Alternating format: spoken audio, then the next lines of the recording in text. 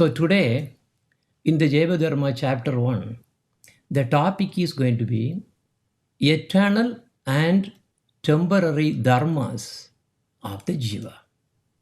So Jivas, that is us, we are in this Brahmanda, apparently got stuck in a way, and we are thinking that our dharmas is something different than actually what is our dharma. So our dharma is eternally to be with Krishna, doing loving service. That's what you see at the left. But at the same time, what we are doing in this world, look at the right side. A jiva is doing this. This is not the real dharma. Dharma means the nature of the jiva. We are doing wrong. So in this reading, this is what we are going to go through. And we are going to be just reading in the beginning about a place where a sannyasi, Babaji and sannyasi, they are all meeting. And there, the place is named after this Kamadhenu, Surabhi cow, Surabhi Kunch. That is basically why we are going to read. But as a prep, what is the story behind? You all know, in Vrindavan, when Lord Indra became angry because Krishna diverted the worship of Indra and instead worshipped Govardhan hill. So Indra got so mad, so angry, and he wanted to finish the entire Vrindavan. But he could not do that because Krishna lifted the whole Govardhan and everybody was, they are all under Govardhan for 7 days and 7 nights. And then Indra realized his big mistake. And that time, after realizing his mistake, he wanted to apologize now. He wanted to get forgiveness from Krishna, the small boy. But he was ashamed. So he went for the help of Surabhi cow. So that Surabhi cow came and he was walking behind for, So the cow was the one negotiating for his apology. Why? Because Krishna loves cows. So he figured out that. And that was the behind. And after that, after the incident, this Surabhi cow stayed there in Vrindavan. There is actually Kunda also. So Surabhi Kunda also is there in Vrindavan near the Giri Govardhan. And it was there for a long time until Krishna just became upright, left this planet. Then after that, the Surabhi cow came to Navadvipa, that is West Bengal. And that cow, Surabhi cow, was meditating on Lord Chaitanya Mahaprabhu and eventually received the darshan also. So what you see is this is the place in Navadvip, which is called Surabhi Kunj. So Bhakti Vinod Thakur actually spent most of his money, whatever that he earned, by his profession as his job as a magistrate, and built this place. So today, this is one of the very, very famous sacred place in Navadvip. Okay, now we will switch to here. Here we go. So first division. So this Jaiva Dharma has 3 divisions. Chapter 1 to 12 is the first division we are going to talk about. Read. The eternal and temporary dharmas of the jiva. Within this world, the island of Jambudvipa is most excellent. In Jambudvipa, the land of Bharatavarsha is eminent, and within Bharatavarsha, the topmost place is Gauda Bhumi. Within Gauda Bhumi, the 9-island region of Sri Navadvipa Mandala is most distinguished. And in one area of Sri Navadvipa Mandala, on the eastern bank of the Bhagirathi river, a beautiful settlement named Sri Godruma is eternally situated. In ancient times, many stalwart practitioners of bhajana lived in the various places of Sri Godruma. It was here that Sri Surabhi, a cow of divine origin, previously worshipped the Supreme Lord Bhagavan Sri Gaurachandra in her own kunja a grove shaded with fragrant flowering creepers. At a little distance from the Kunja is Pradyumna Kunja. Here, Sri Premadasa Paramahamsa Babaji, a Siksha disciple of Pradyumna Brahmachari, the best among the associates of Sri Gaurachandra, now lived in a kutir, a hut, covered with vines and dense foliage, and spent his time constantly immersed in the divine rapture of bhajana. Sri Premadasa Babaji was a refined scholar and was fully conversant with all the conclusions of the Shastras.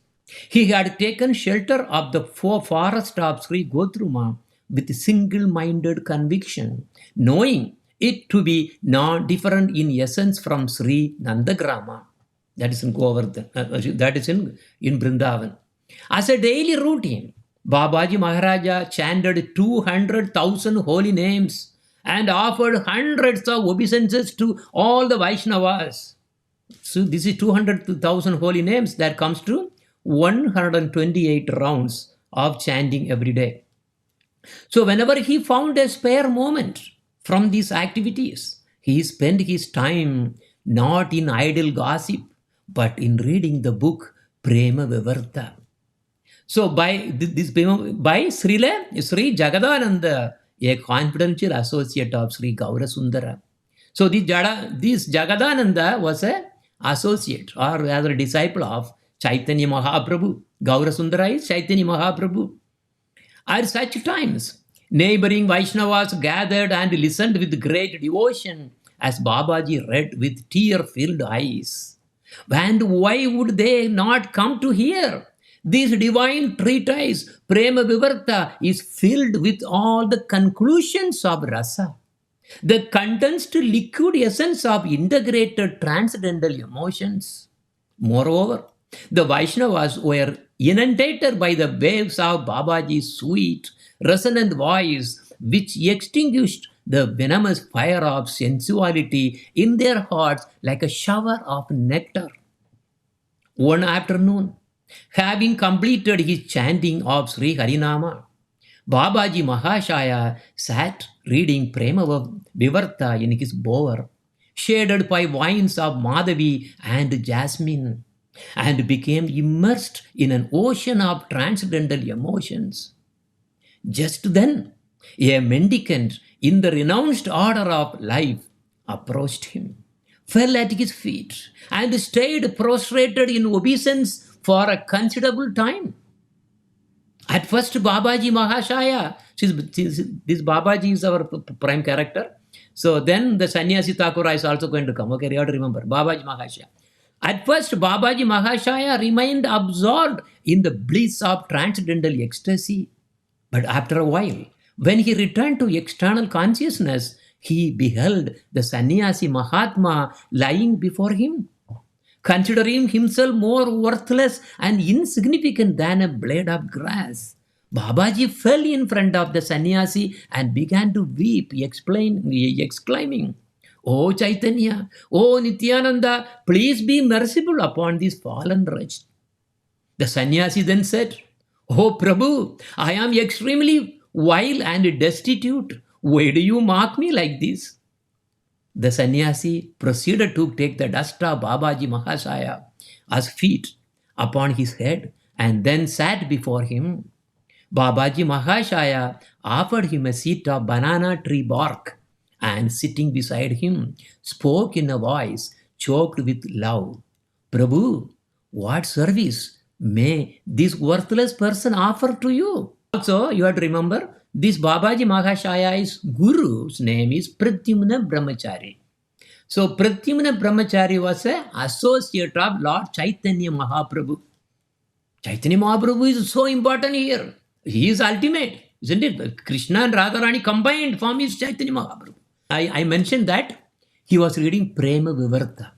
So Prema Vivarta, if you see, there are actually a couple of translations and then also the printed books are available.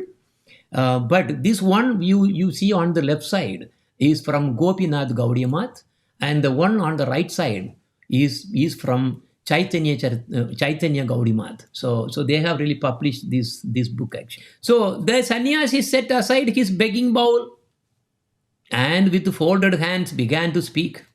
"Oh master, I am most unfortunate. I have spent my time in Kasi and other holy places debating the analytical conclusions of the religious texts such as Sankhya, Patanjala, Nyaya, Vaisheshika, Purva Mimamsa, and Uttara Mimamsa, and exhaustively studying the Upanishads and the other Vedanta Sutras. About 12 years ago, I accepted the renounced order of life from Sri Sachidananda Saraswati. Having accepted the staff of the renounced order, I traveled to all the holy places, and wherever I went in India, I kept the company of sannyasis who adhere to the doctrine of Sri Sankara. What is the Sankara? This Sankaracharya. Sankaracharya is famous for his Advaita philosophy, which is actually also the Mayavadism. Mayavadism is against Bhakti, Krishna Bhakti. It's not supported. Now this sannyasi, Thakura means respected name. The sannyasi is really coming to see this Paramahamsa Babaji after something happened to him, because he was not happy. That's why he's talking like this. So I got a renounced order, I became sannyasi, and then I was traveling all the holy places, and now I have seen something here. So now he got into very high status. In due course of time, I passed beyond the first 3 stages of the renounced order called Gutichaka, Bahudaka, and Hamsa, and attained the highest status of Paramahamsa. Remember Paramahamsa, right? So that is the highest status in the Mayavadis sannyasis, in which I have remained for some time. In Varanasi, I adopted a vow of silence and abided by those statements that Sri Shankaracharya proclaimed to be the Mahavakya, or the chief axioms of the Vedas. Aham Brahmasmi, Brajnanam Brahma, and Tattvamasi. However, here is the point. However, the happiness and spiritual satisfaction that I was supposed to find did not come to me. This is why people are running for transcendental meditations and this yoga, that yoga, trying to really go somewhere. So they want to be happy, but they are lost. They are not going to give permanent happiness at all. So now he's narrating what happened to him. One day, I saw a Vaishnava sadhu loudly singing about the pastimes of Sri Hari. I opened my eyes and saw that he was bathed in streams of tears, and in his ecstatic rapture, the hairs of his body were standing on end. That's Ashta Bhava. Now, standing on end, he was chanting the name Sri Krishna Chaitanya Prabhu Nityananda in a choked up voice. And as he danced, his feet slipped so that he fell on the ground again and again.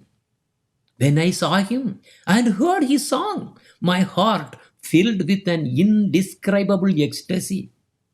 Although that mystical experience was so overwhelming, in order to protect my status as a Paramahamsa, I did not speak with him at all.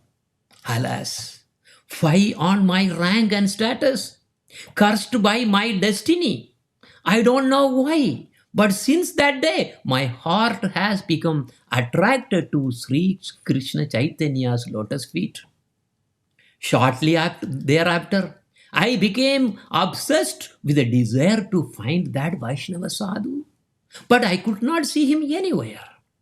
Never before had I experienced anything like the untainted bliss that I felt when I saw him and heard the holy name emanating from his mouth.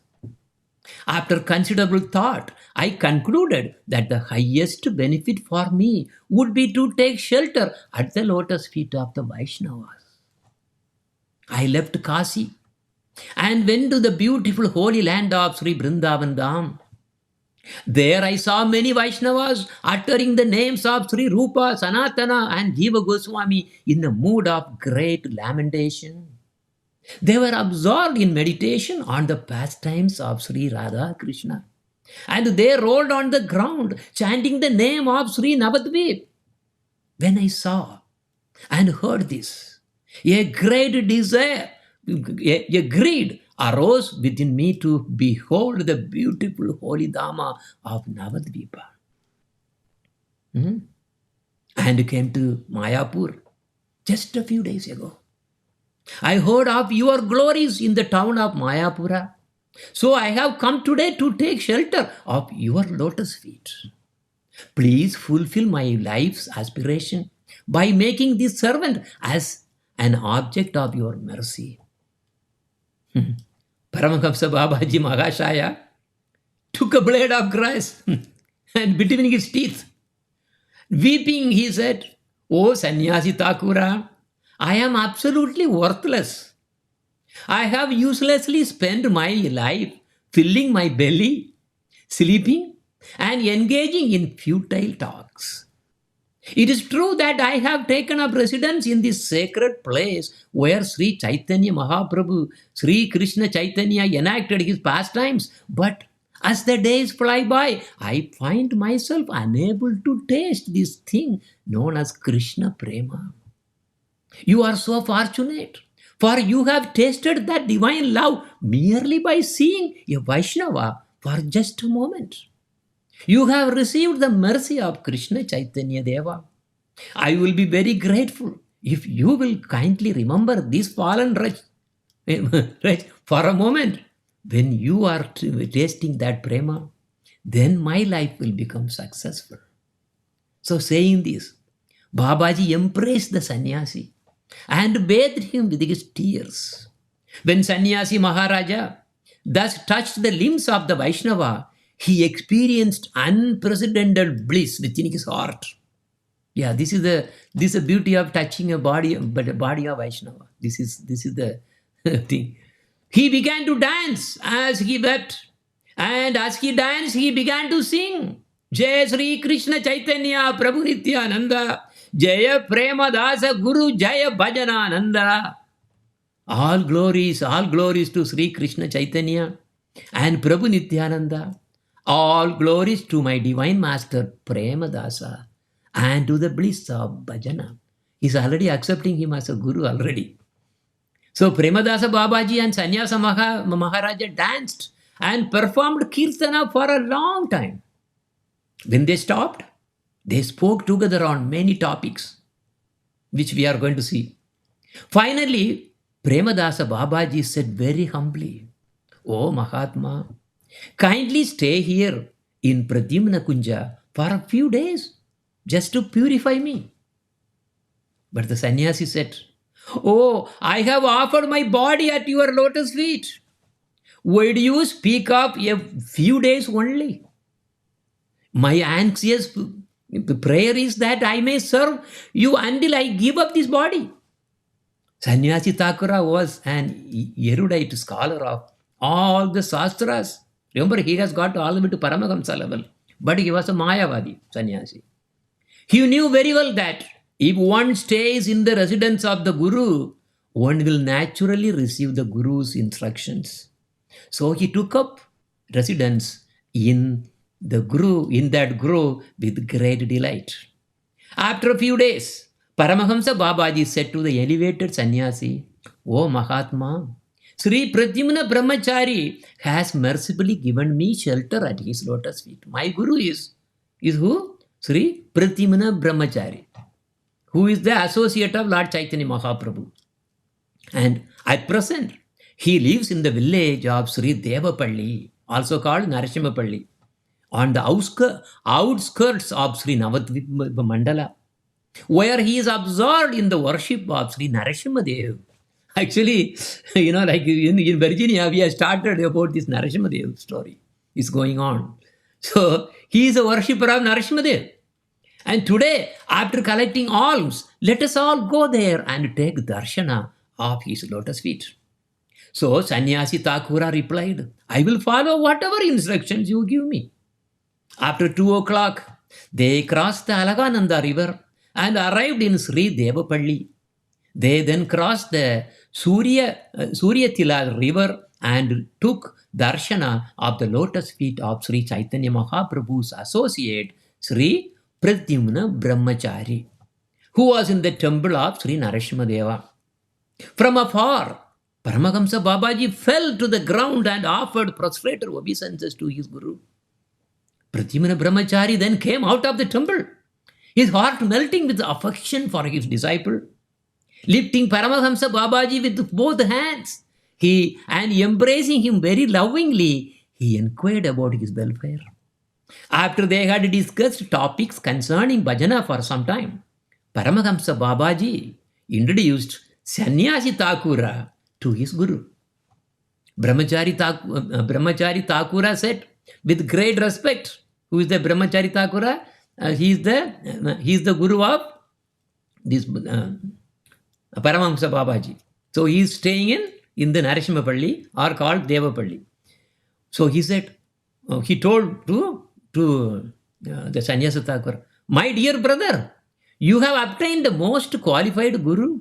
You should study the book Prema Vivarta under Premadasa's direction. Kiba Vipra Kiba Nyasi Sutra Kenenaya Jai Krishna Tattva Veta Sei Guru Haya. Whether one is a Brahmana, a sannyasi, or a sutra, doesn't matter. If he is fully conversant with all the truths regarding the transcendental knowledge of Sri Krishna, he can become a guru. So Sannyasi Thakura humbly offered obeisances at the lotus feet of Paramaguru and said, Prabhu, you are an associate of Sri Chaitanya Deva, Chaitanya Mahaprabhu, and you can purify hundreds of arrogant sannyasis like me just by your merciful glance. Please bestow your mercy upon me. So Sannyasi Thakura had no previous experience of the reciprocal behavior between Vaishnavas. Vaishnavas' behavior is very, very special. However, he accepted the mutual dealings that he observed between his Guru and Paramaguru as the Sadachara, that means proper etiquette, that he himself should follow. And from that day on, he behaved accordingly toward his own Guru without a trace of duplicity. When the evening Arati was over, the Guru and Sishya returned to Sri Gotruma. This Babaji and then Sannyas Thakura both came back to the Sri Gotruma. Yes, this is exactly the place which is called Devapalli and also called Narasimhapalli. So what is special about? In this place, in Navadvip, West Bengal, we have this special place is where Lord Narasimhadev manifested as a statue, as a deity. So what you are seeing, it's not manufactured deity, self-manufactured. All the features of Narasimhadev, they're all there. It's all came, just like that it came. Because this is the same place that Narasimhadev, after killing Hiranyakashipu, rested here. He took rest here. And because of this place is so famous, all the demigods, starting from Ganesh and Kartikeya, Shiva, then so many Brahma. Brahma also had a small mountain. So they all came and they were all residing here because this place is so sacred. But nowadays, those small hills are now disappeared, almost all gone. But this was the place the Devas, they were living. That is why this place is also called Devapalli. Palli means place of residence. Devapalli means where the Devas came and resided. And also it's called Narasimhapalli because Narasimhadev rested here. A few days after residing in the Kunja, Sannyasi Thakura became anxious to inquire about spiritual truth from Paramahamsa Babaji. By this time, the sannyasi had adopted all the ways of a Vaishnava, except for his outer dress. During his previous training, Sannyasi Thakura had developed qualities such as full control over his mind and senses. and had become firmly established in the conception of the non-dual, all-pervading, absolute Brahmanishta. So sadhana, he is very, very, very comfortable. So in addition, he had now acquired staunch faith in the transcendental pastimes of Parabrahma Sri Krishna and had become deeply humble. One morning, after performing ablutions at the break of dawn, Paramahamsa Babaji sat in the Madhavi Grove. See, Madhavi Grove, I told you. Madhavi Grove and then also the Pratimana Kunja, they are all nearby. So he was sitting in the Madhavi Grove. Grove means it's like Kunja means it's in the forest. It's a nicely made that small hut. It's a natural beauty, and that is where you really live. That's called Kunja. So then he was in the Madhavi Grove chanting Harinama on his Tulasi Mala. At that time, Sri Radha and Krishna Yugala's Nishanta Leela, their pastimes just prior to dawn, gradually manifested within his heart. Okay? Because this was the time that Sri Radha and Krishna part from they part from each other's company, leaving the Kunja to return to their respective homes. Paramahamsa Babaji felt great pangs of separation. But again, I cannot go that detail unless, because this is I'm just reading as it is. But so Radha Krishna pastime is happening in the Kunjas of Vrindavan. So this is going on, and you have Ashtakali Leelas, and that's what these highly high, the advanced devoted bhaktas, they continuously meditate on that. Every time we see that they will correspond to the respective Leelas, Ashtakali Leela. So that time, it's early morning. So Radha and Krishna, they have to come, go back to their homes. That time, Babaji was feeling that because he was there.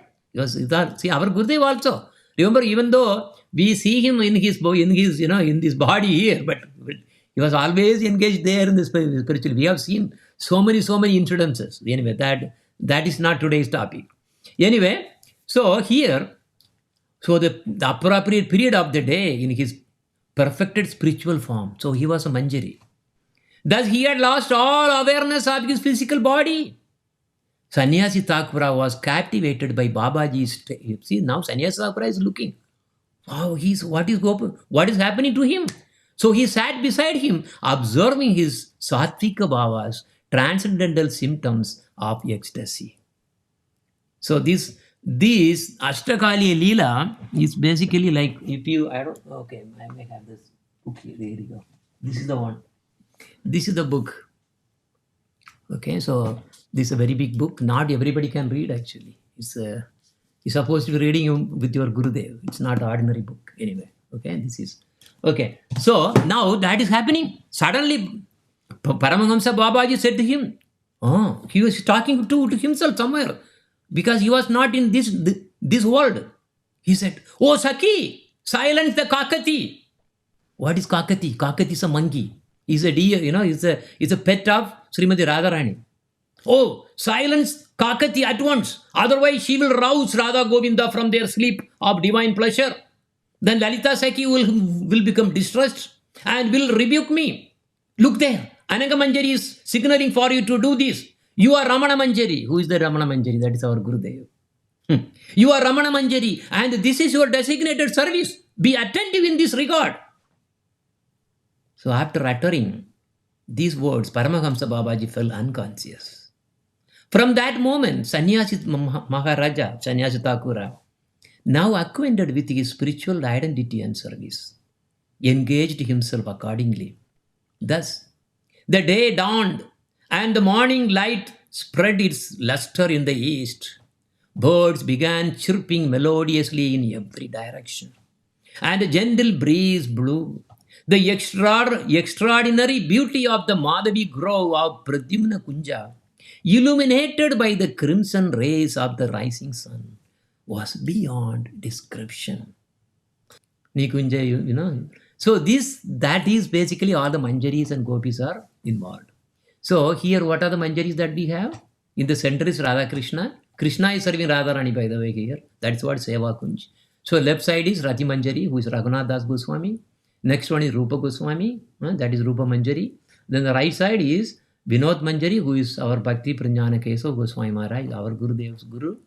And the rightmost is Ramana Manjari, our Gurudev. See, look at where our Gurudev is. How intimately he is. Yes.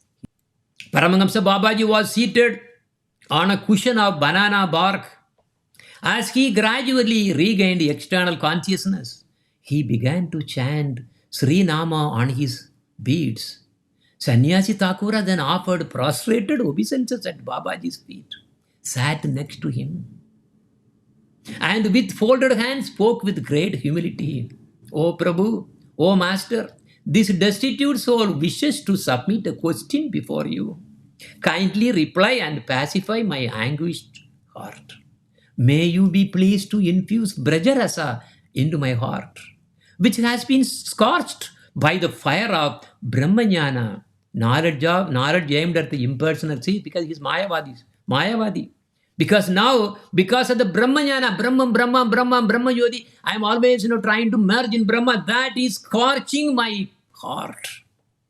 See, please, give mercy and please instruct me on this Rasa Tattva. Babaji replied, yes, you are a fit candidate. Whatever questions you ask, I will answer as far as I am able. Sannyasi Thakura said, Prabhu, for a long time I have heard of the preeminence of Dharma. On numerous occasions I have asked the question, what is Dharma? To so many people. It is a cause of distress to me that the answers those people have given contradict each other. So please tell me, what is the true constitutional Dharma of the Jivas? And why do different teachers explain the nature of Dharma in such diverse ways? If Dharma is one, why don't all learned teachers cultivate that one universal Dharma which is without a second? Paramahamsa Babaji meditated upon the lotus feet of Bhagavan Sri Krishna Chaitanya and began to speak. O most fortunate one, I shall describe to you the principles of Dharma as far as my knowledge allows. An object is called a Vastu, and its eternal nature is known as its Nitya Dharma. Nitya means that's permanent. Nitya Dharma.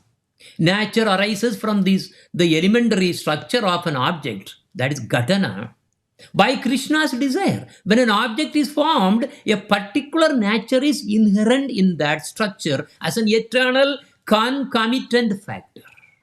This nature is the Nitya Dharma of the object. The nature of a given object becomes altered or distorted when a change takes place within it, either by faults of circumstance or due to contact with other objects.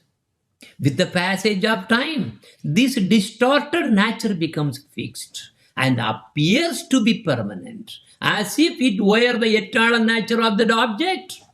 This distorted nature is not the Svabhava. Svabhava means true nature. But it is what it is called, it's a Nisarga. So we are talking about two things. A Vastu. A Vastu means a thing. A thing has its own Swabhava, means true nature. Nature, that's a Nitya Dharma. Like Jiva also has Nitya Dharma. And now when it transformed and when it becomes polluted or changes is because of the circumstance and all those conditions around. So it changes its nature. That is called Nisarga. So that nature which is acquired through long-term association. We are associating with what? This jada, this world. So we are in Nisarga. Our original Swabhava, the true nature is Nitya Dharma, which is different. Okay, I really put a picture anyway. Say, our Nitya Dharma is different, not to be entangled in this material worlds. Okay, now he's giving an example. For example, water is an object and its Swabhava is liquidity. It's a liquid. When water solidifies because it becomes cold, because of the surrounding changes, then because it becomes cold, so the water becomes now nisarga form, which is ice. All right, so it solidifies due to its certain circumstances and becomes ice.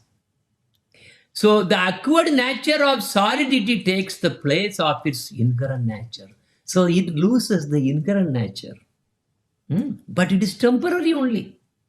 So this acquired nature is not eternal.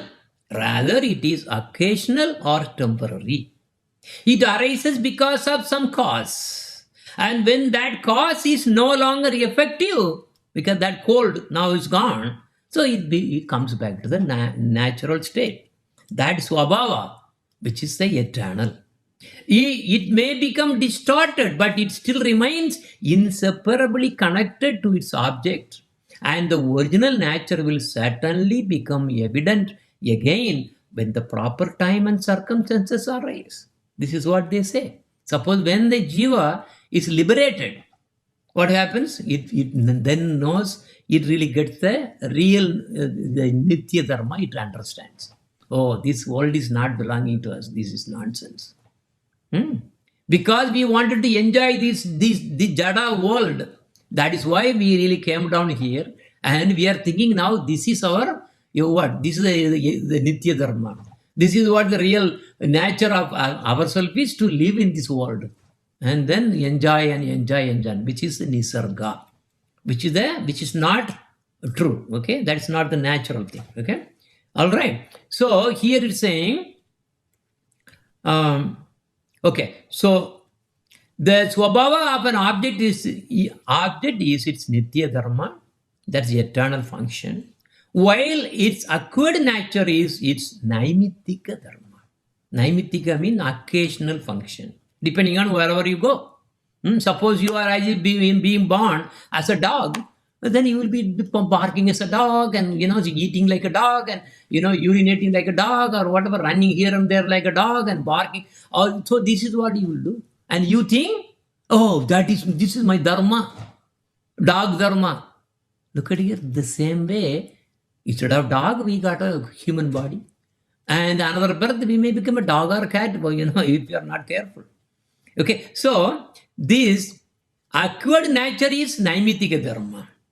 Those who have true knowledge of objects, vastu jnana means it's a knowledge of about all these vastus, objects, can know the difference between eternal and occasional function. Whereas those who lack this knowledge consider acquired nature to be true nature.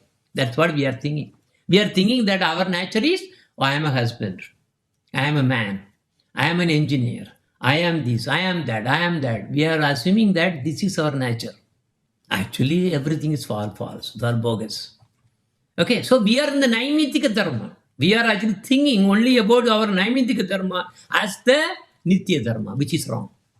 This is where the problem comes there. So we have to first understand about ourselves. So those who have true knowledge of object, Vastunyana, can know the difference between eternal and occasional function, whereas those who lack this knowledge consider acquired nature to be true nature, and they consequently mistake the temporary dharma for eternal dharma. So we are all basically, see, that's what this all the jivas here in this world, that's what they are thinking, isn't it? So what is it that is called vastu, and what is the meaning of swabhava? Asked Sannyasa Thakur. Paramahamsa Babaji said, the word vastu is derived from the Sanskrit verbal root vas, which means to exist or to dwell. The verbal root becomes a noun when the suffix tu is added. Therefore, vastu means that which has existence or which is self-evident. There are two types of vastu, vastava vastu, avastava vastu. The term truly abiding substance, vastava vastu, refers to that which is grounded in transcendence. That is the ultimate state. That is the vastava vastu. Okay, that vastu when it attains the Nitya Dharma, when it attains it, it becomes Vastava Vastu. Now, temporary objects, Avastava Vastu, like here, we are all temporary here. So, these Avastava Vastu are Travya, are solid objects, Guna, they have, right, the forms, and so on. Real objects have eternal existence. Unreal objects only have a semblance of existence, which is sometimes real and sometimes unreal. That is why in the Srimad Bhagavatam, this is a famous sloka, where first chapter, the second verse, Vetyam Vastavam, Vetyam Vastavam Atravastu Sivadam.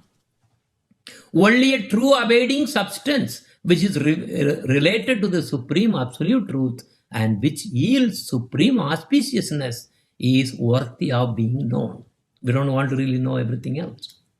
So from this statement, it is clearly understood that the only real substance is that which is related to the supreme transcendence. Sri Bhagavan is the real entity, Vastava Vastu.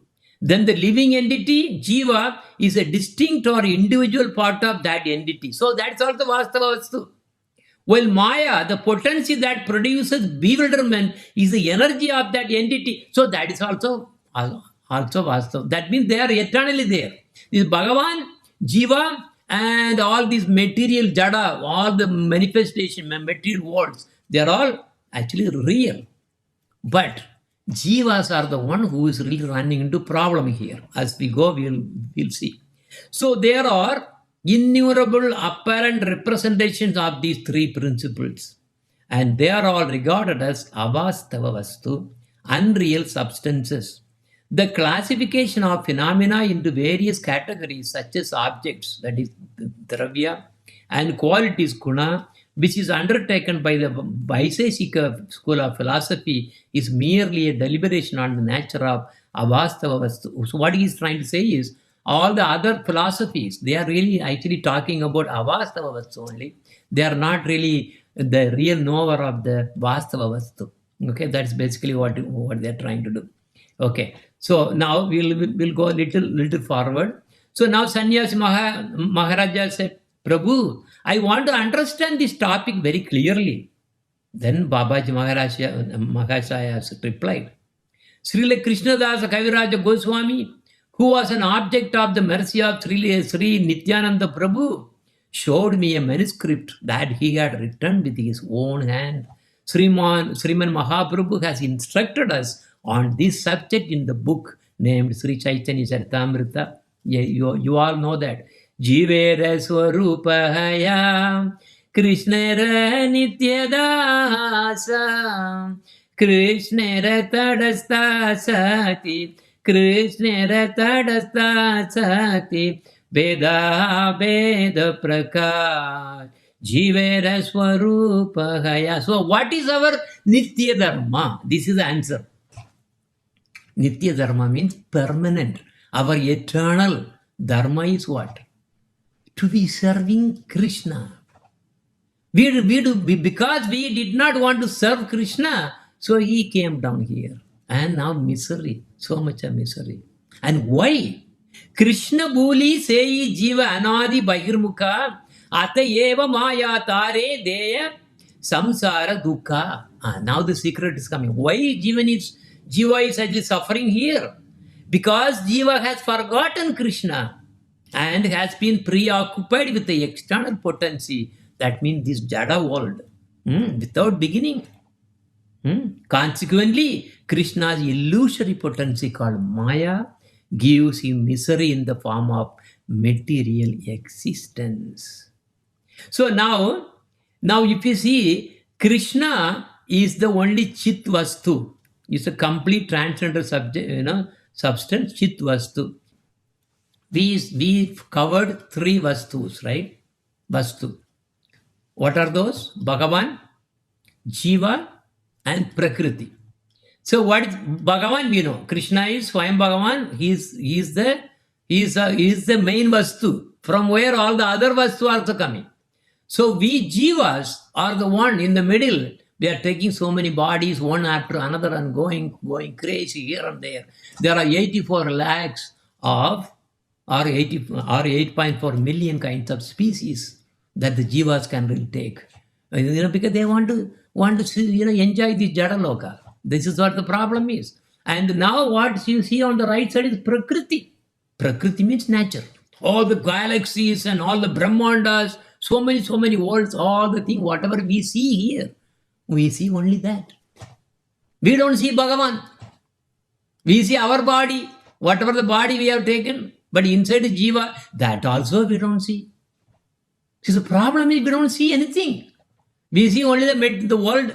That also what? After putting all the Hubble telescope and all kinds of things, and then we are putting so many things in the sky, we are trying to study. Hey, guys, it's a mind-boggling. We cannot even understand what kind of worlds are there beyond. So that also we don't know. Bhagavan also we don't know. And in between Jiva also, we don't know Jiva. We haven't seen ourselves. We see only our body.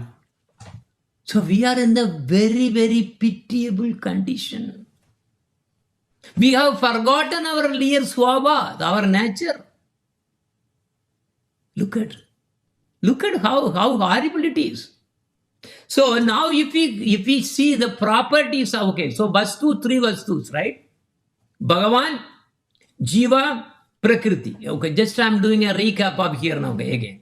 So I talked about Vastava Vastu. We read about Vastava Vastu. That is real.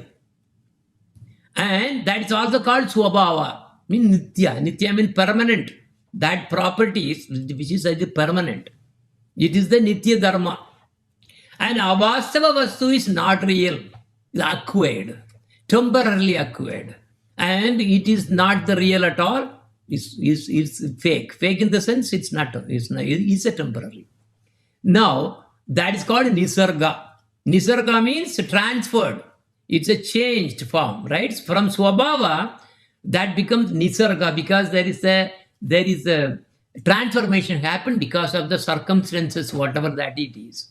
So that is Anitya. This is Nitya, that is Anitya, means that is what is called Nitya Dharma and Naimitika Dharma. So that is a Naimitika. Anitya, another name is Naimitika. So we also saw the example of water. Water by which Swabhava is, Nitya Dharma is a liquid. But what is the Nisarga? That's a transformed form, and which is temporary, and Nitya becomes, that is why it becomes Avastava Vastu, it becomes the ice. But ice is not its real nature. Okay, so this is how we have to understand all those things. Okay, now let us look at the Jiva. So you have Nitya, which is Swabhava, that we talked about, and Anitya, which is Nisarga, that we talked about. Look at the left side. This is the Nitya. Our Swabhava is Krishna Dasa. We are a servant. Jivera Swarpahaya, Krishna Nitya Dasa. We are all servant of Krishna. Why? Because we came from him. So that is our Nitya Dharma. So our Nitya Dharma is to be always what? Be with Krishna, loving devotion and serving him. This is our eternal Dharma, which is called Nitya Dharma. But whereas what is happening for us here, for this, to the Jivas, Anitya. We are in the Nisarga stage and we are controlled by these three modes of material nature called Sattvic, Rajasic and Tamasic. See, you see that these material modes are actually directly from the who's controlling that? Krishna is controlling that. And we are controlled by these three modes of material nature, Sattvic, Rajasic and Tamasic. Look at here, they are playing on us. So we are controlled by the three modes. So who is that playing anyway? This playing is happening in this Jadaloka, which is under Maya Devi, Durga Devi. So we, instead of becoming Krishna Dasa, we are living as Maya Dasa. That is Naimitika Dharma. So now you should be able to understand now in a better way. Not that. So we are lost. We are lost in the sense we think that living in this material world from birth all the way to the death and whatever that we have to acquire, I have to be happy, I have to do this one, I have to accumulate this much money, I have to do this and that and this, and we are trying to juggle here and then trying to see, trying to understand that, oh, this is our dharma. There are a lot of teachers who will tell you, oh yeah, you have a dharma. You have dharma that you have to follow this one, you have to this, that, everything. But in a real, absolute level, all these dharmas are naimitika dharmas. So what is important? Jivera swarupa haya. What is the nature of jiva? Haya means what? Jiva's swarupa. What is that swarupa? What the nitya dharma? Krishna nitya dasa. That is our nitya dharma. Okay, so that is what we really covered. Jivera swarupa haya Krishna nitya dasa. So this is the essence of that. The natural question comes, why a jiva is under Maya? What happened to us? We saw the sloka. Krishna buli sei seva jiva anadir bahirmukha ada eva maya tare teya samsara dukkha. Because we forgot Krishna, we came away from Krishna. Look at the picture on the left side. Krishna is there, and so many souls are there, nicely, serving, and they are very happy. But those jivas which did not look at Krishna, is now he looked at the Jada Loka and they are coming down. Look at the falling jiva that I really put the thing there. They are falling. What are the things there? Envy, anger, ignorance, lust, anger, very bad qualities will come in us. Isn't it? Even if you take a small child, who talked to her about, you have to become angry, you have to become, you're adamant, you have to do this and that. See, you can see the child. They'll be hiding. Oh, they would not. See, where is it coming from? Who really taught all those? Because we are falling down. All these bad qualities are all coming because these all belong to this material world. Jada. But then, even then, Krishna he has been so merciful to arrange somebody to really take care and eventually teach you so that you will come back again to your original Nitya Dharma. That is Maya Devi. Maya Devi does two parts. Because she's like a mother. She's taking care of you. As soon as he arranges, remember when a jiva is trying to come down to this earth, she already arranges a mother. Through a mother, that child comes. And the mother has affection. Where this affection came from? Did that mother know that this particular child was related to her in the previous birth or something? Nothing. Then why this mother is automatically, even if the child is really having some problems or this thing, but the affection is coming. What is this affection? Where this affection is coming from? You do not belong to your child. Last birth you were not there. Next birth we don't know what will happen. But you have affection. Why is affection? Where did it come from? That is Maya Devi supplying to you. Maya Devi is controlling you. If there is no mother, who will take care of the child to really grow? And she has to grow and learn the lesson. But to learn the lesson, it's not easy. Because we have fallen down with so many bad qualities. As you see in the slide. We have to nullify everything. Go back and go back. But for that, You have to take so many births and death and birth and death. That's what you are seeing on the right. So we came down because Krishna Buli say Jiva Anadir Bahir Mukha Ata Eva Mayatare Deya Samsara Dukkha. What that means is because some Jivas wanted to enjoy this Jada Loka, they looked down because they wanted to enjoy the Jada Loka, not the spiritual dimension, but they looked down. Unfortunate, of course. Because every jiva has independence. Every jiva has freedom to do whatever they want to do. So these jivas look down. We are here. That's the problem now. Okay. So that is why jivas fell down. This is again it will come. It will come as we go to the different chapters, it will come. So if you see, take the three vastus. What are the vastus I talked about? Bhagavan, jivas, and Maya. If you take that, Bhagavan owns jivas. Because we all came from Bhagavan. And Bhagavan also makes Maya, made Maya. Why? Only for these fallen jivas. Maya is made. This universe or the Jadaloka is not necessary for him to create. He created because those jivas are called unlimited jivas. So some jivas wanted to enjoy the Jadaloka, so he created this world, and that is Maya. And there is a Devi also, who is Maya Devi, who is Durga. So Bhagavan is controlling that. And then jivas, because they have fallen, now Maya is controlling the jivas.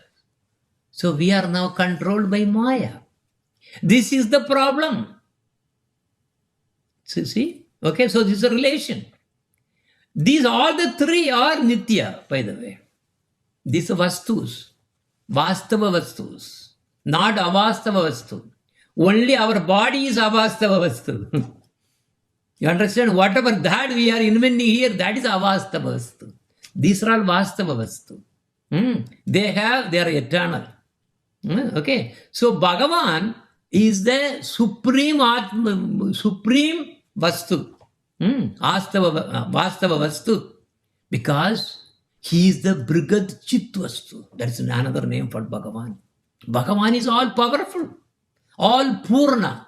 Means even though jivas are coming from him, Bhagavan is not going to go less and less and less. No, nothing changed. That's why Om Purnamada Purnamidam Purnad Purnam Udachyate Purnasya Purnam Adaya Purnam Eva Vasishyate.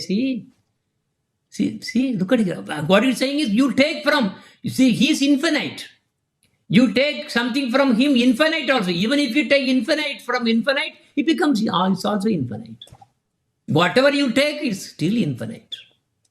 That's the Om Purnam Madam Purnamidam. This is Isha Upanishad is actually talking about this one. So Bhagavan is the original Vastu, Chit Vastu, Pragat Chit Vastu. All the others are subordinates, but they are also eternal. So Jiva is eternal, but it has acquired a temporary status, temporary state, which is what is called Nisarga.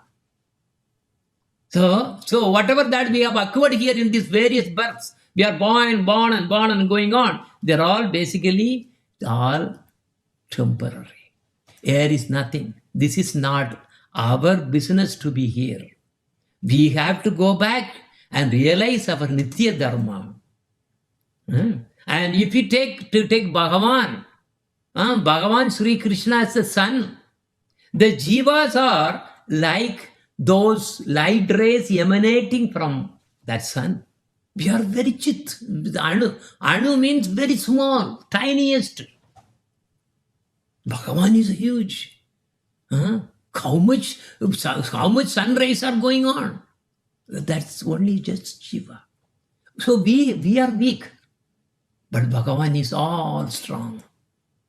Because we are weak, this is why we have the weakness is making us to do some, this kind of, the wrong decisions to enjoy the Jadaloka. But again, when he creates the jivas, because it is his creation and we are all under him, and whatever the swarupa that we have, our desires, everything is our own only. Because he's not going to really interfere with our freedom. Even when in the Bhagavad Gita, because Sri Krishna has instructed all the things about, to Arjuna. But then finally, did he force anything? Oh Arjuna, I told you all the things about. Now, you decide what you want to do. See, look at here, he's not interfering. This is the problem. That is why what we have to do is, we have to surrender that independence. This is the problem. Independence is the problem. The freedom is the problem. We have to give that to him. Oh Lord, no. I want to be your slave then, eternally. Okay, now, talking about jivas, not all the jivas really are falling down like this. Because if you see this particular chart, which has a lot of things, right? So, when you see the quadruple expansions, from Bhagavan comes Balaram and Radharani. Then from Balaram, there are a lot of jivatmas he is supplying. They all are there in the Goloka Vrindavan, up, all the way up in the sky, up topmost. They never see the Jadaloka at all. Then again, the first quadruple expansion becomes Mula Shankarshan, Vasudev, Mula Shankarshan, and then the Pratyumna and Anuruddha. That Mula Shankarshan also creates so much of jivas. Who goes to Madura and Dwaraka? Jivas. Actually, they are called associates because they are very high. They also never seen the Jadaloka and they will never fall down. Then the second quadruple expansion, again it come Vasudeva, Mahashankarshana, Pradyumna and Aniruddha. This Mahashankarshana supplies jivas to Vaikuntha planets. Vaikuntha. They also do not know about this Jadaloka, this Maya. No. And where did we come from? Who happened to come here? This is a question. We came from Mahavishnu. Remember when this Mahashankarshanar, from Mahashankarshanar, right? He's supplying, like Vaikuntha, all the jivas, right? Then from Mahashankarshana comes Mahavishnu and Sadashiva. This Mahavishnu is what you are actually seeing on this picture, floating between this, this spiritual world and the material worlds. He's in between. Touching that side spiritual, this side is Jada. We came from his belly. When we come, wow, we have two choices now. One is the spiritual side, other one is the material side. And those jivas, when they came, when it really, used its own freedom to look upstairs, up the spiritual world, they ascended with all the good qualities without any problem. They all went back to Vaikuntha and all the above, whatever. But unfortunately, some jivas fell down. Because it's the nature of that jiva, for them the attraction is here. The attraction is here. So they are attracted and they look at the Jadaloka, who is Maya Devi, is waiting for you. And because you chose something, Krishna Boli say, so you are really choosing something away from Krishna as your own freedom, you are now falling down. You are acquiring all the bad qualities, anger, lust, gown, this and that kinds of things you acquire.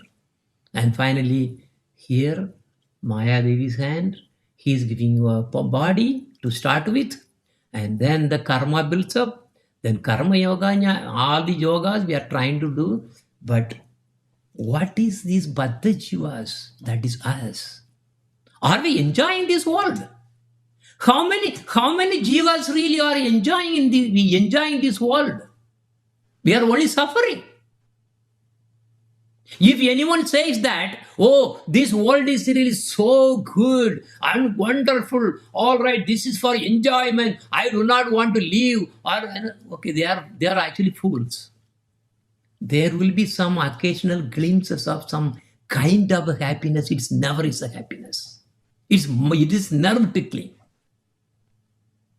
Every jiva is suffering. Why it has to suffer? Because it has taken a wrong path. Now only by suffering they have to realize that this world, my selection is wrong.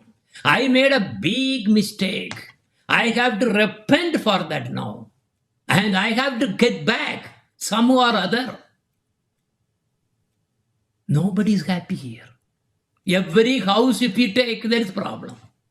Every person you take, they have problem. Everywhere problem. Why? Problem is created inherently. Your own body makes problem. Your mind makes even more problem. Others give problem, including government, neighbors, countries, terrorists, even the COVID, whatever. And then not only that, then there was hurricane, this and why it is happening? Why can't Krishna just stop everything? He was the one who wanted to teach us. How? Really showing the reality of this bad decision what we made. This Jada. Jadananda we should not take. But that is why. Maya Devi is actually torturing us by repeated birth, diseases, old age, and death. Right? And we are thinking, oh yeah, all right, I'm living, okay. And then after that, another birthday again, we'll go through the diseases. We don't know whether we'll be going as a dog or a cat or a worm or a bird or whatever it is. We don't know. Depending on what we did, we are getting to the karma cycle. So we have to get out of this karmic cycle. That is devotion. Oh Lord, I am surrendering to you and in your lotus feet, please. Please do not give me this freedom. Please take away this freedom, whatever you have given. I belong to you. Immediately what happens now? He comes. How he comes? Right? Because Krishna is the only one who can lift us out from the Maya, because we belong to him and he is our caretaker. He is everything for us. Because we are his property. We are his sons and daughters. Of course, Jiva has no male or female, but we all belong to him. In this karma, we are taking boy or man, girl or boy or girl, then get attracted and all kinds of nonsense. So many things we are trying to do in this world. It's all utter nonsense. But he is the only one who has to come and take us out. This big world of Maya, we have caught in there. So he is the only one. But how does he do? Does he really come by himself and show in front of you? That is not the process. So he actually tells that process is by surrendering to a guru. So a guru is the one who is sent by Krishna. But even that jivas cannot recognize who is a guru. If the guru is really just in front of. But the stupid, foolish jiva cannot understand. Isn't it? Unless the jiva selects, saying, yes, I have to surrender, this is it. And how is it going to happen otherwise? Because we have to make the decision. First step has to be we have to make. Because remember, even to Arjuna, he told, you do whatever you want to do. But the guru is actually more merciful than Krishna. He can actually, pull your ear and then give a slap. Rascal, you are saying like this, but Krishna will not do like that. He will do through the Maya Devi only. Maya Devi will be doing the beating for you, but it will take you so much of time to understand that this world is nothing. Or only what? Only sorrows. Until you come to that level, you will not take a guru. So a jiva becomes ready to accept a guru only when he feels that this world there is no charm at all. Then he has to feel that first. Otherwise, guru has no work to do for him. He has to understand. Then he has to cry, weep. Yes, I have problem. I have problem after problem. So now eventually he will come to a stage. Oh yes, I have to now do something about my birth, death, disease, and old age, and all kinds of things, which are always coming, and I am in that Maya cycle. So eventually, like the mercy of the Lord, every Bhatta Jiva one time has to go back. But when it is in our hands, you want it to go today. Yes. It takes only 5 minutes to really accept the Guru. That's it. 5 minutes. Saying, yes, Krishna, yes, you are the only one for me. That's it. Surrender. Done. Then we can reach. Understand now? So the first lesson is, what did we learn? Anyway, so I'm not reading all those because I wanted to give a summarize of that, because there is a lot of words, like I see Sakti, this Sakti, and Tadastha Sakti, all those things. So now let me give something about the Tadastha little more. Okay, so I told you that we came from the belly of Mahavishnu.